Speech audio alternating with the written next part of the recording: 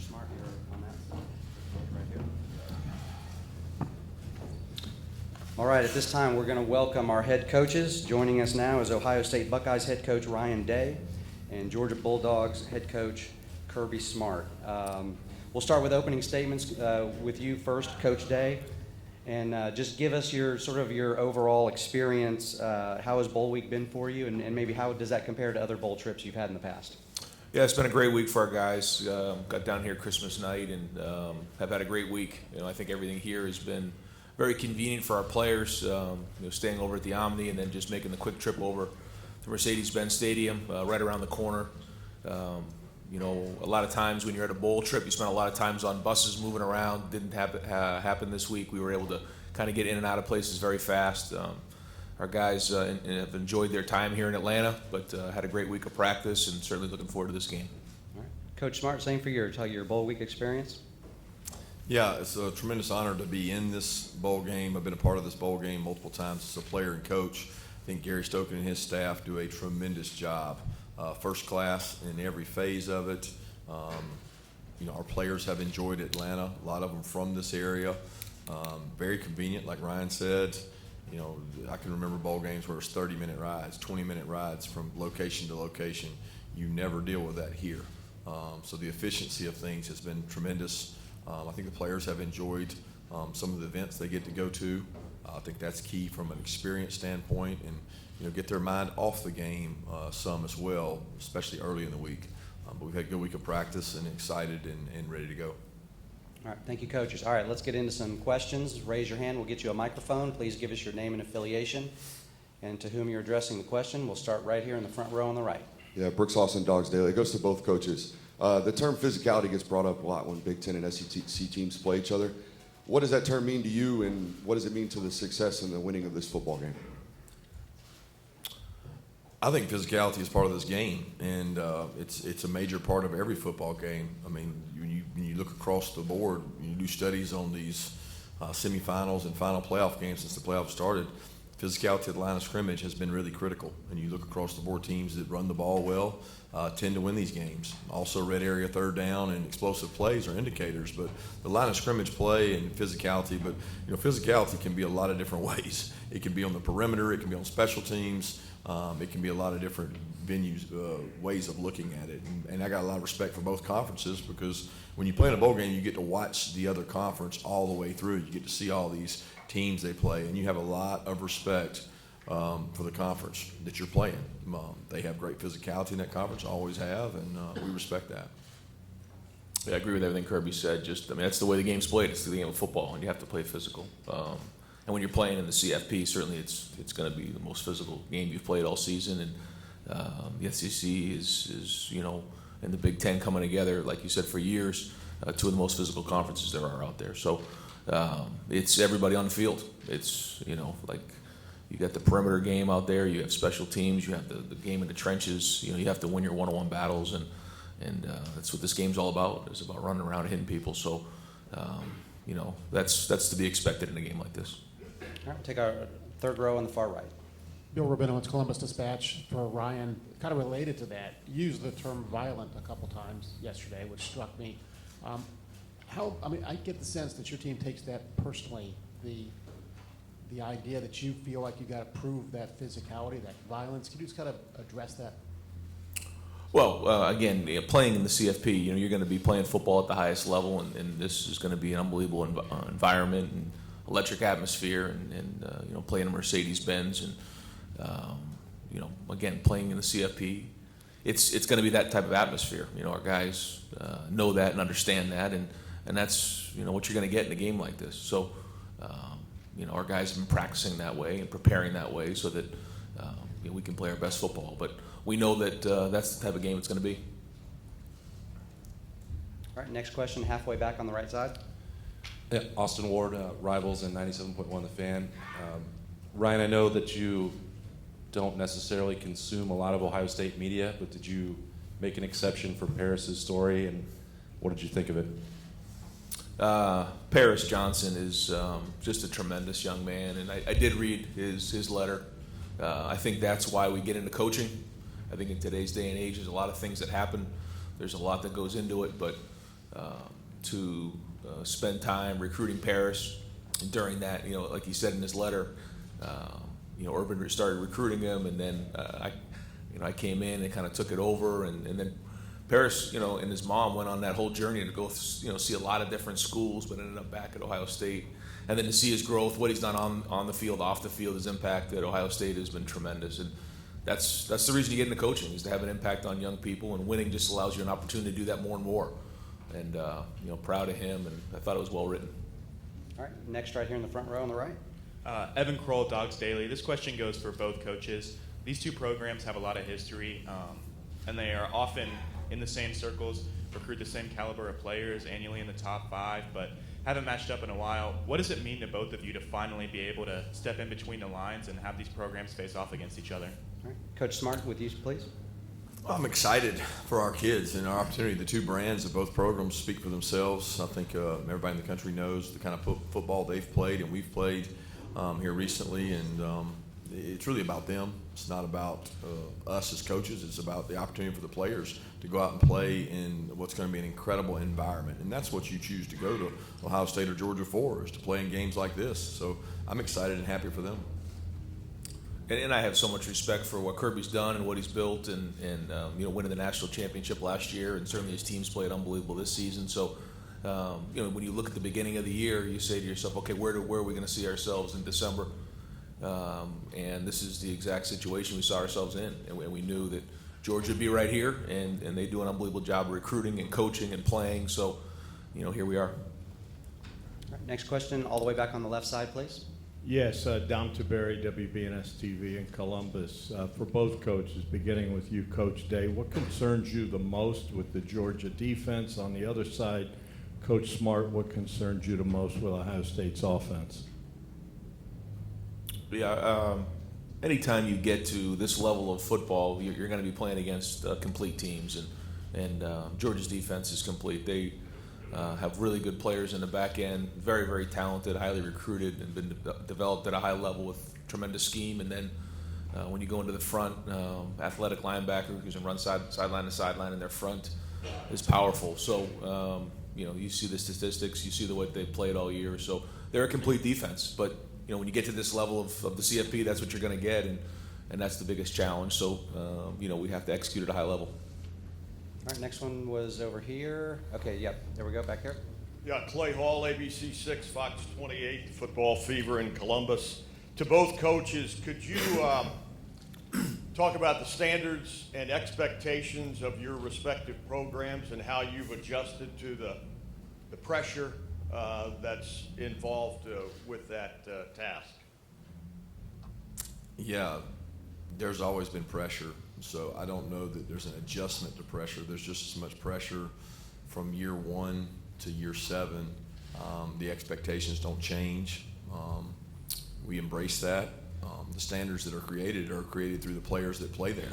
And we've had a really good leadership kind of over the last 6-7 years, and they've created a standard for the younger players to emulate.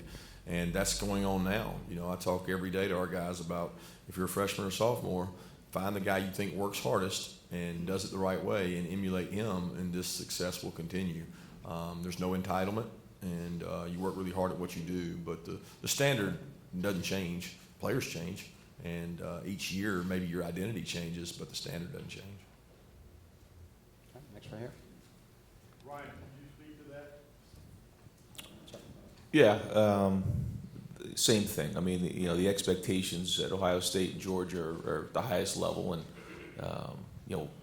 we embrace that. Our players embrace that. That's why you come to Ohio State, is to be in situations like this and playing games like this and go compete for national championships. So we talk about that in recruiting. We identify those who look to achieve that and want to be elite, and then like Kirby said, in your team, you build that culture of passing down a legacy to the younger guys so that continues, and that's been going on here for a long time at Ohio State. Okay, third row on the right. Mark Weiser, Athens Banner Herald. Kirby, we saw you and your players doing yoga at the end of practice yesterday. Is that part of your typical game week, and what do you see as the benefit of it? Yeah, we've done that every Thursday the entire season, and we didn't want to change that tradition. The players have embraced it. We've cut practice on Thursday throughout the year to go down on their GPS numbers, and so Caroline Ward, who her husband's one of our physicians, team physicians, she does the yoga, and the players really like it. It makes them feel better, a little more refreshed. So I think it's important from a recovery standpoint. Over here, fourth row on the right. Joey Kaufman, Columbus Dispatch. Ryan, we saw Mayan back at practice yesterday, and he wasn't feeling well early in the week. How's he look? How's he feeling the day before the game? Yeah, back to practice yesterday, so he'll be ready to go. Here we go. Hey, Allison Mastrangelo, WSB in Atlanta. Kirby, we keep talking about how some of your guys have been here before. So what have you seen from the guys that have kind of been through this playoff run? And maybe we've noticed maybe leadership, characters that you've seen from them this week? Yeah, I think the guys that came into this season as leaders that had played quite a bit, they've been that way throughout. I don't know that it's been any different for the 28 days since our last game. They certainly have a lot of experience, but I don't know that there's an Ohio State player or a Georgia player right now that doesn't have experience that's played in 12 or 13 games. The season is your experience. And coming into this season against Oregon, I would have said we were an inexperienced team, but we have experience now, and so do they. So you draw on those experiences of playing your interconference rivals, and we both teams have done that. Third row on the left here. Doug Maurice, Cleveland.com for Ryan. I know you're focused on your game, but there's two Big Ten teams playing in semifinals. That idea, what have you seen from the Big Ten in your time as a head coach in terms of the overall level of play? And what do you think it means for the Big Ten to have both Ohio State and Michigan in semifinals this year? Well, I think it's very important for the conference to have two teams in the CFP. I think the level of play in the Big Ten has improved, over my time as the head coach. Week in and week out, you have to bring it. And the challenge is that you play 9 conference games in the Big Ten. So, there's very good coaches, very good players, the very physical conference. And so, you have to be able to sustain throughout November because of the 9 conference games. And for some teams, they play a non-conference. That's really 10 conference games that you play. And with the physicality of the conference, I think it's deserving to have 2 teams in the CFP. All right, next we'll go front row on the right. Yeah, Brooks also with Dogs Daily. It's for both coaches again. You guys are obviously strangers on the field, but you bump heads all the time on the recruiting trail. C.J. Stroud most notably, Kojo Antwi, Damon Wilson as of late. What have you learned about your opponent, I guess, on the trail, and maybe something you admire or have taken from them? All right. Coach Smart. It's a tough question. When you're recruiting against someone, you don't take much from them in terms of style of play or anything else. Respect would be the number one thing that I have for people that we recruit against and play against. You mentioned C.J. Stroud. What a tremendous young man. I was so upset at my assistant when I had to fly all the way to California to go out there. I was like, are you sure we're going to have a chance? And we went out there, and it wasn't my favorite travel trip when I had to go all the way to Cali, but it was worth it when you got to sit down with that young man and his mom, because he was very impressive, and he returned that trip to come back and see us. And usually when you get him on your campus, that means you have a shot. And I certainly enjoyed getting to know him and the relationship with him because of the young man he is. But as far as what you learned about the other team and other programs we're recruiting, I don't think there's a lot there. Coach Day.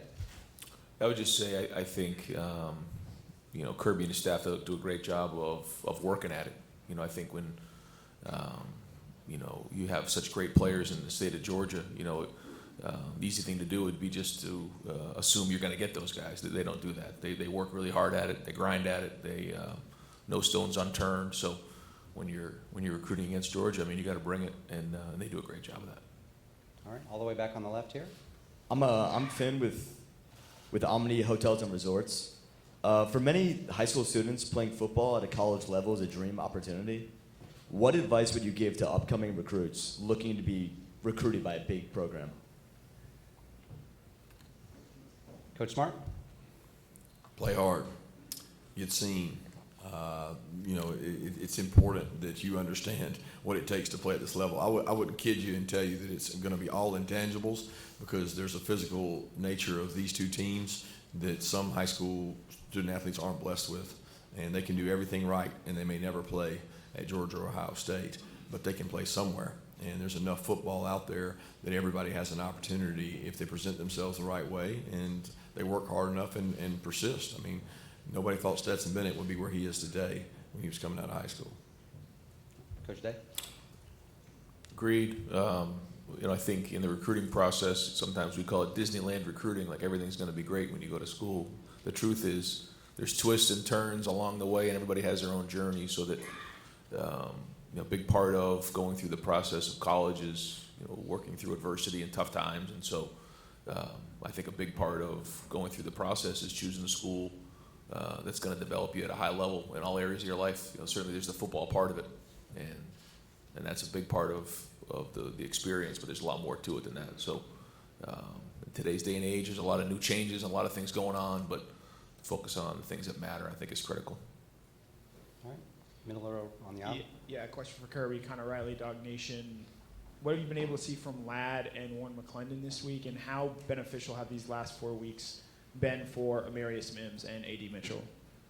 They've been great for those two guys. Amarius has gotten to play a ton this year, so he's been a rotational player, and mainly for the reason that if you lost somebody, you could go in and play. If you remember, Jamari had the situation some last year at the end of the year, and even in the championship game, where he had to move positions and play with some injuries and do some things to help us out. So, and we're still hopeful to get Ladd and Warren back. All right, next question right here on the far right. Coach Kirby, Caleb Spinner, Scarlet and Gray Sports Radio and Buckeyes Now. You were neck and neck in recruiting C.J. Stroud. What attributes did you see in him, and what does he share with Stetson Bennett? Well, he's a tremendous leader, and I think when you play that position, you better be a leader. And he's very quiet then, very humble, but very talented. And he has great vision down the field. He has great athleticism to take off and run, and that's something he and Stetson both share. They had two different kind of paths. CJ was highly recruited. CJ got to play relatively early in his career, and they both had success. I have a lot of respect for the way that both of them treat their teammates and make it more about their teammates than themselves. All right, midway back on the left, please. Patrick Murphy from 247 Sports. For both coaches, you guys have had to deal with injuries throughout the season, next man up mentality. How does that change when you're at this point playing in the college football playoff, when you need guys to step in for those guys who may be out for these games? Yeah, I don't think it changes. When you're into this part of the season, you certainly have a month to get some guys healed up, but that's college football. You can't pick up somebody on waivers. You gotta develop young players and bring them along, and this time has been great because bowl practice is very similar to spring practice, where you can get young players a lot of reps and a lot of good work. So you continually use this time, the spring practice, the preseason, to build your depth, so that when you need to fill a guy, or fill a spot, you can do that. And this time of year, there's always those opportunities for players to do that. So it doesn't change. Yeah, I don't think it changes. Okay, on the aisle here on the right. Tim May, Letterman Row. I'd like both you guys to address this. You're both leaders in your profession. You've had teams get to the college football playoffs several times and stuff. What is the fair, you think, remuneration that players should be looking at, maybe down in the future, for playing in these games, sharing in basically the wealth, or whatever you want to call it, a bonus, whatever you want to call it? I would think you were probably both before it. What do you think would be a fair number? I don't think you can put a number on that. I don't think it's fair for me to sit here and assess that number without studies and values. I do think the NIL opportunities that our players have gotten have been tremendous for them in terms of creating a lot of opportunity for themselves and a chance to help their families. I think the CFP does a tremendous job, who gives a really handsome check to the families to travel to these locations that are tremendously hard to get to. And you're talking about 2-night minimums, and you're talking about New Year's Eve. And those are things that I know when I was a player, the parents weren't afforded. So it's come quite a ways, but to put a number on that, I'd be remiss to try to answer that right now. Coach Day? Yeah, same thing. You know, to try to wrap my mind around how much that is or what that should be. I mean, I do think there should be something for them for sure, and I do think what they're doing now is great.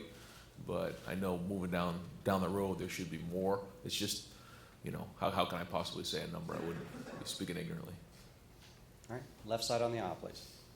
Allison Mastrangelo, WSB in Atlanta. This is for both coaches. What does the eve of the semifinal game look like for both teams? Besides the walkthroughs, what are you guys doing together to get ready for the game? Coach Day, start with you. We'll keep our routine the same. We've tried to keep this week like a game week and less like a bowl week. So, you know, like you said, we have our walkthroughs, we have our meetings, we have our night together on Friday. We call it Best Fridays in football, and it'll be a long day, you know, getting ready for this game, an 8 o'clock kickoff. So, you know, we try to do the best we can to keep the routine the same, and that's meetings, walk through over at the stadium, and then we come together for dinner, movies, watch some football, and then get to bed.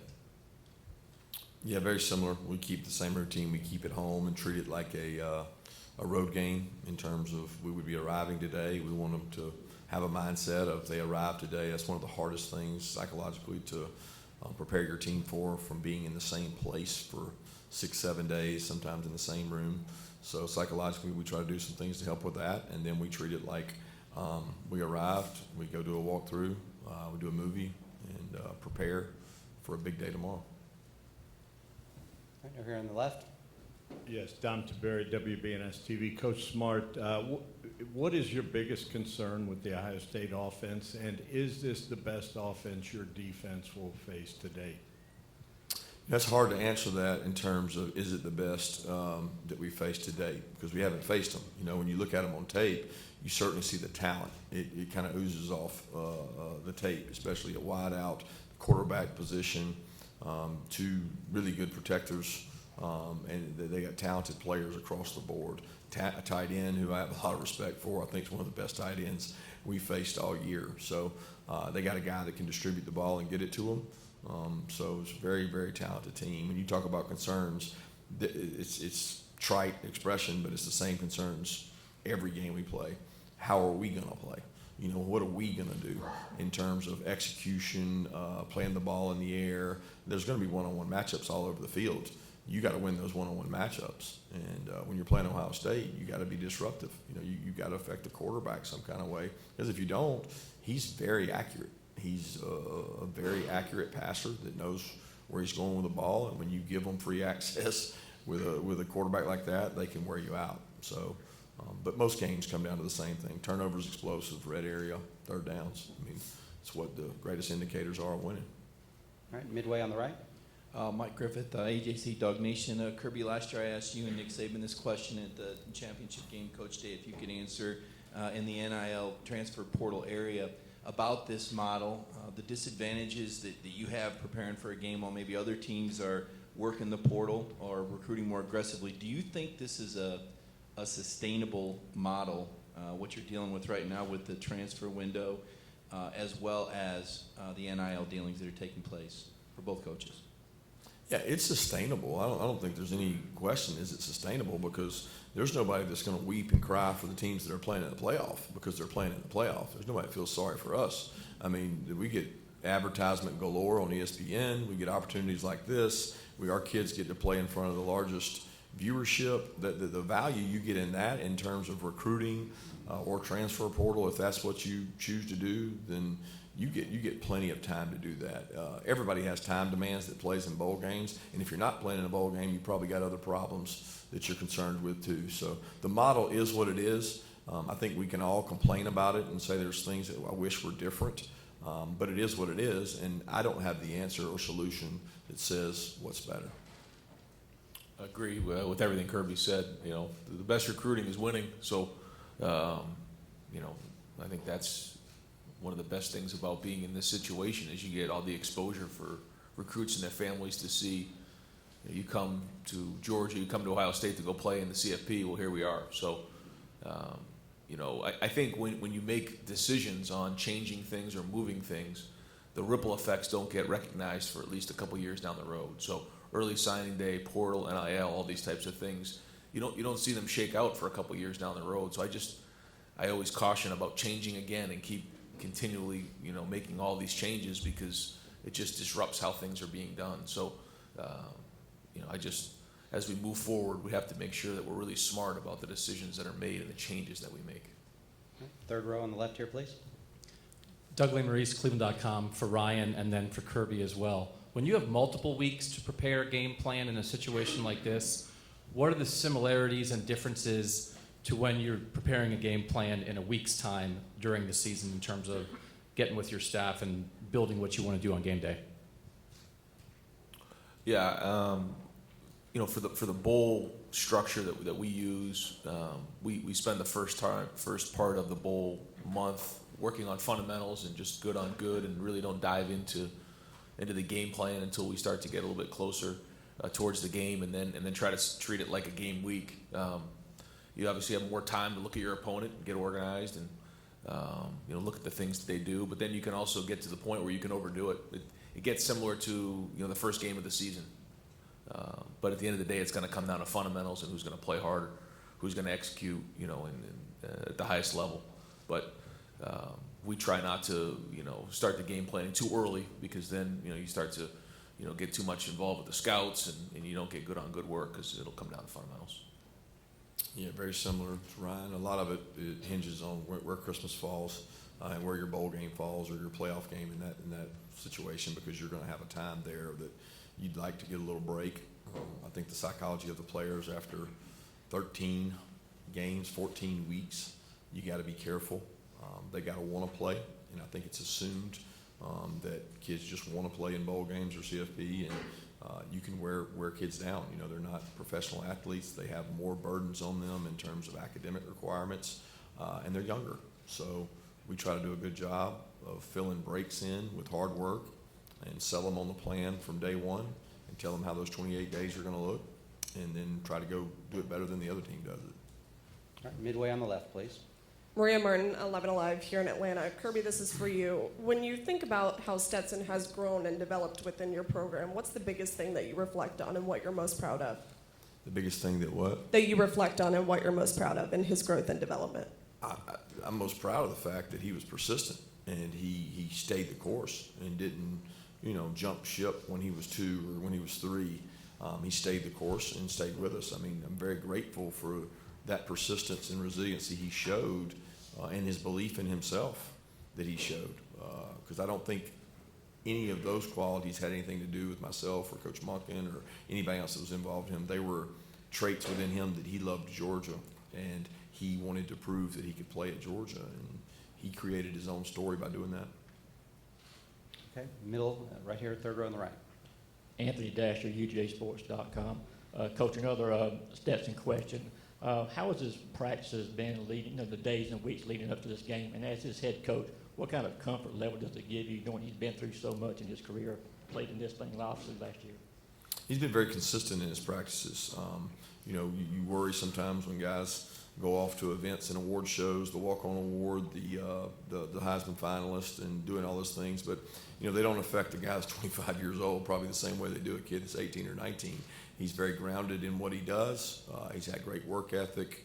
I think the quarterback position is easily the most critical factor in a game, because the way offenses are now, they put so much decision-making on the quarterback, pre-snap, post-snap.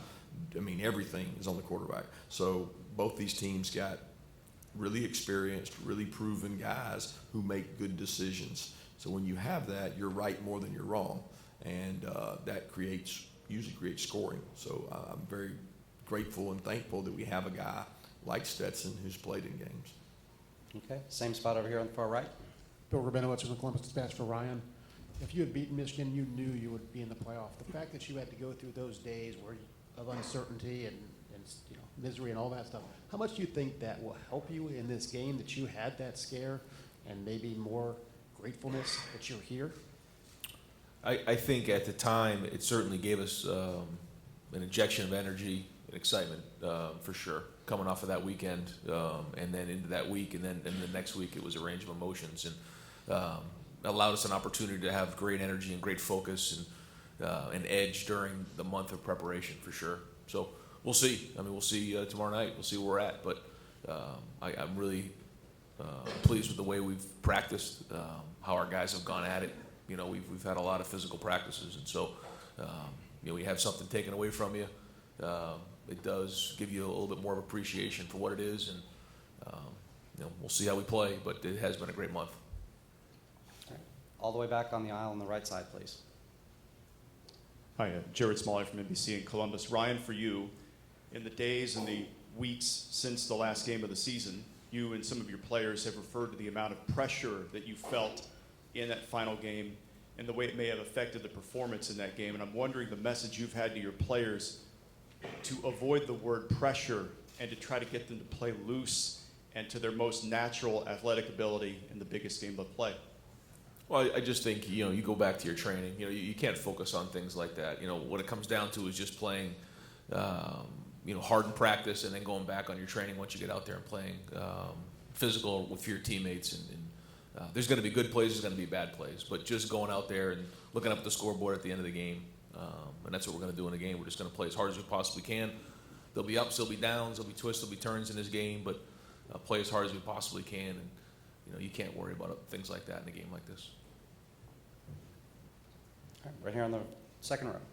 Tyler Danberg, Scarlet and Gray Sports Radio. Coach Day, how has practicing at Mercedes-Benz Stadium this week allowed you and your team to get accustomed to the venue? Well, it's a great stadium. It's a great venue, beautiful stadium. And being there for the week is, you know, what you try to do is you try to make it your own. You try to say, okay, this is the Woody right here. This is where we come out and we run out of the Woody every day. And, you know, you try to make it a game week. You try to make it as much home as possible. I just think, you know, you practice it indoors for the whole month, and then you go there just throwing and catching, you know, the punts, things like that, the contrast against the ceiling. So it takes a couple days, but other than that, you know, it'll be a lot different with a packed house tomorrow night. All right, we've got time for a few more. We're going to go next right here on the far right. Caleb Spinner, Buckeyes Now, Scarlet and Gray Sports Radio. To both coaches, this could be your final appeal to recruits in terms of what your guys are able to do on the field. What are you looking to send them in terms of a message of why they should come to your school? Coach Smart, start with you, please. I don't really think of it as a recruiting appeal. I think of it as a service to the kids who are with us. And the guys that are with us and have given so much, and I look at guys across the board, whether it's Cedric Van Pran or all these leaders, Kenny McIntosh, who waited his turn behind all these phenomenal backs. And I look at it as an opportunity to go out and play well for them. You know, most of recruiting for this season is done. I know you're always looking to next year, but, you know, what those kids see in one game, it'll be a small window. I do think it's important that we do this for the guys on our team, not necessarily for the recruits. Yeah, I mean, I would say recruiting never ends, but this game is about these players.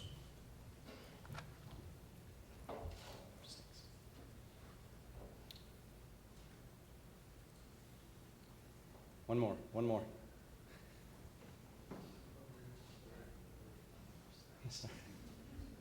We'll get there. Ryan, Nathan Baird from Cleveland.com. For Ryan, just you talked about that, you know, ending the season the way you did, getting to now. Anything that you learned about this team through that process, or any individuals that sort of revealed themselves as being different, or having, you know, a new leadership qualities that helped you, you know, push to this point? Well, I think you know who the leaders are, and you know who the guys are that we turn to. And I think those guys have done a great job. They've had a voice. I won't point one or two guys out because we got a great group of guys. And again, at this point, there's not much more to talk about. We've had a great month. The guys have done a really good job, and so now it's time to go play the game. All right, time for maybe one or two more. Where are we going next? Next question. All right, over here on the far left on the aisle. Rob Mickle, Big Ten Network. Coach Smart, when you look at the Ohio State wide receivers, what do you see from Marvin Harrison Jr. and the talent and the depth of that group? Elite ball skills, playmaking ability. Those guys grew up under a system of wideouts that were just tremendous. And you look at it and say, if I get to play behind some of the guys they've had, you know the training they've had, you know who they've been able to watch. And across the board, they've got size, physicality, ball skills, vertical speed, all the qualities you want in wideouts. They recruit wideouts at a high level, and you see why when you see the guys they're playing with now. All right, we'll take our final question midway back on the right, please. Yep. Bill Troche of Sporting News. This is for Kirby. After you guys won the national championship last year, did you reach out to any other coaches, maybe even in different sports, who had won a championship, and then ask them their approach to the following season, like if you know how they approached it, that type of thing?